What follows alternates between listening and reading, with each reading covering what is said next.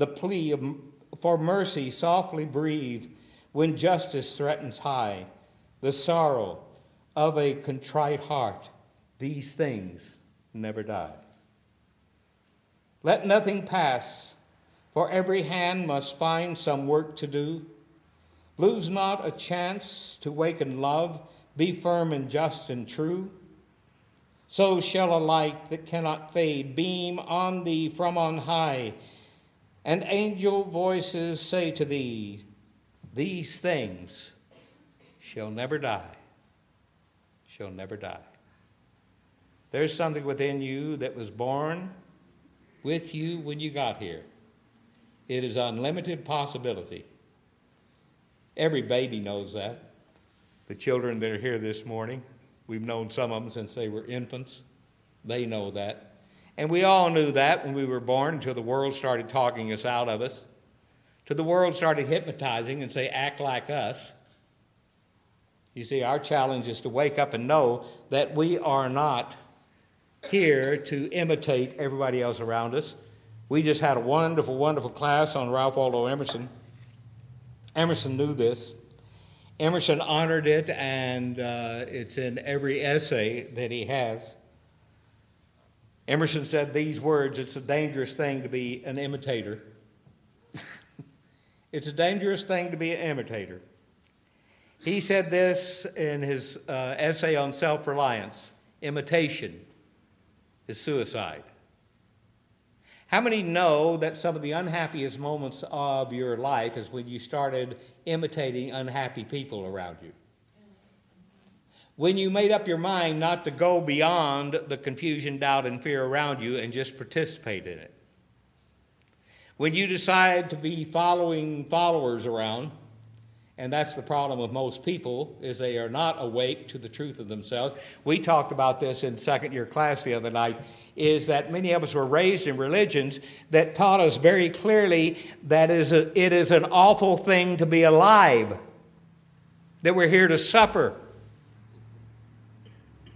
I remember when I was growing up, and many of you may have received it too, I got a card. I may have told you about this recently. We got a card. I thought about this the other day. In junior church in Sunday school, and it had Jesus hanging on the cross. Okay. And on the back of it, it said, this is what I gave for you. What are you giving for me? And here I was about 8 years old with a guilt trip being run on me. Oh my God, okay. Now our challenge, everyone say, it's a wonderful thing to be alive. And when I arrived, God broke the mold. When I was born, God was on a roll. When I was born, something wonderful happened. You know what happened? Something had never happened before. And you know what it was? It was you. See, the grand entrance into a greater good is to allow yourself to know, wait a minute, if the universe is waiting on my thinking, which is my design of myself, maybe I should learn how to think in a superior way. In a wonderful way, in a beautiful way, in a loving way, in an unlimited possibility way. Or am I going to do what? We had a young man who was here, and he was in our youth group, and he was got caught on LSD running naked through the backyards of a lot of people in Fremont, and one of the policemen there, I think he may be one of our ministers now, called me and said, we got a problem down here. And I think he's one of the child of one of your members. Oh, good. So I go down and get him out. We got him in the youth group, and he began to wake up to a greater idea and realize that there was more to life than just joining with people who thought there was nothing to life, that he could get higher than that. He emailed me a while back, and he said, I want to thank you, Dr. J, because if it hadn't been for you in the youth group and what I learned at the Tri-City Church, said, if it hadn't been for that, I'd probably be in San Quentin right now. And I want to mention to all of you, he now owns a high-tech company in Connecticut and has about 600 people working for him. Has a PhD in physics, and he said, thank you. You woke me up to a greater idea of me, and I found that was a happier way to be than listen to the nonsense of I can't do, I can't have, and I can't be, and get involved in the negativity of the world. How many know it's very easy to get caught up in the negative concepts of life? Our challenge is to do what? Say, that's fine. If that's where you want to go, go there. But if everybody's not going there, remember, it was Will Rogers who said, there's one white crow, it proves they all aren't black. You hear what I'm saying here? Why not be different? Why not allow yourself to stop transforming to any kind of confusion, doubt, and fear you see around you and have a grand entrance into a greater idea?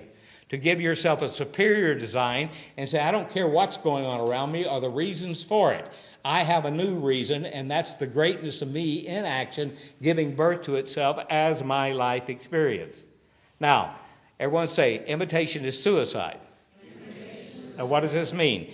It means that if you allow yourself to try to be anyone other than who you are,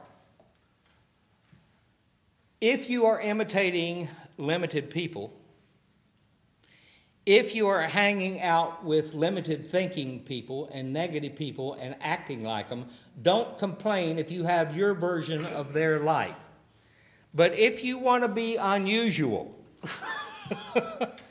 and allow yourself to act different from the world around you, why not stand out and be positive instead of negative? Why not stand out and be something that is looking for the wonderful? You see, somebody said once that if you try to imitate anybody around you, you're killing your own personality and you are actually killing your own soul by not discovering who you are but trying to act like everybody else. See, we're not a paint by numbers church, are we? And we're not here trying to convince everybody to think like everybody else. What are we doing?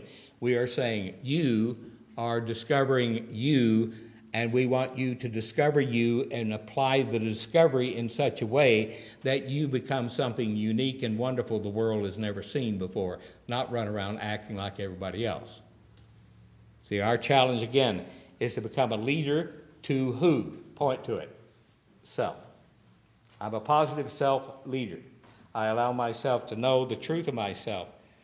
The eagle is a powerful bird, isn't it? I think I demonstrated Ron Flores this morning because I was sitting. Ron's back there. When Ron was a teenager, he's got his kids here. When Ron was a teenager, we used to go out here where Pacific Commons in and fly red-tailed hawks. Remember that, Estella? Okay, and that's when we first started, back in the 70s. And we'd stand out there with a red-tailed hawk, we'd turn it loose, and you'd stand there like this. And this. You haven't lived, you see a red-tailed hawk flying toward you. Ron and I may be the only ones who had that experience, sitting there swinging a piece of meat around. And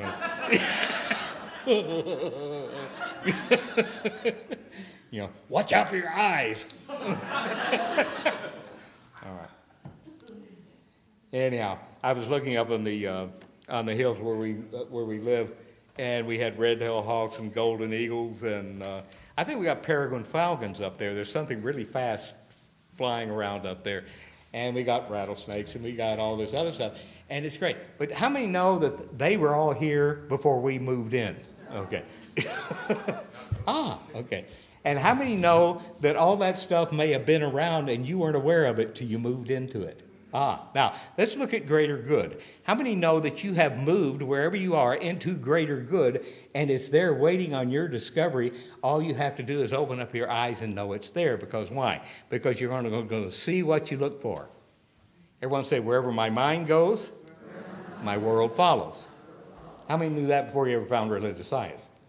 Okay, wherever my mind goes, my world follows. Wherever I am what I think about all day long. Now, the eagle's a powerful bird. And the eagle does something. It flies alone, unless it's mating season. You seen these eagles and the hawks up here? You see, I was out back there about 2 days ago, and here were a couple of hawks, and they're up in the sky, and they go. They went, caught each other, and guess what? When your wings aren't out, you might very well drop. So the lesson this morning is, if you feel yourself dropping, spread your spiritual wings and catch them. Anyhow, now, the eagle's a powerful bird. It flies along, it rises to the sky, and if you look at them, they rise with what? Authority, don't they? How many ready to rise into a higher level this morning with authority? Okay. To rise with, everyone say, I rise with authority. The authority of what? Greater good in you. The authority of unlimited possibility within you. You don't have to get it, it's within you. Let it out.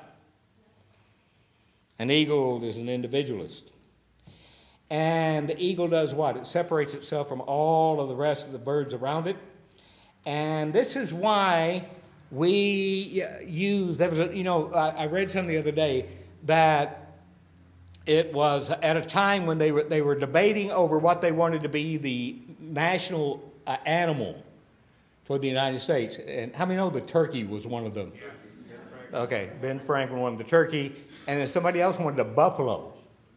Okay, but they got talked into the eagle because the eagle was an individualist and the buffalo was in a herd. Okay, how many want a buffalo as your model? How many want an eagle as your model? Okay, 3 of you. Okay. How many want a parakeet? No. Jim. Rattlesnake? No, okay. All right. Now, everyone say the buffalo is never alone. It always runs with a herd. It's not happy unless it's with a bunch of buffalo. Now, I want to call your attention to this, and I want to call your attention to this for one major reason. The buffaloes are on an open range.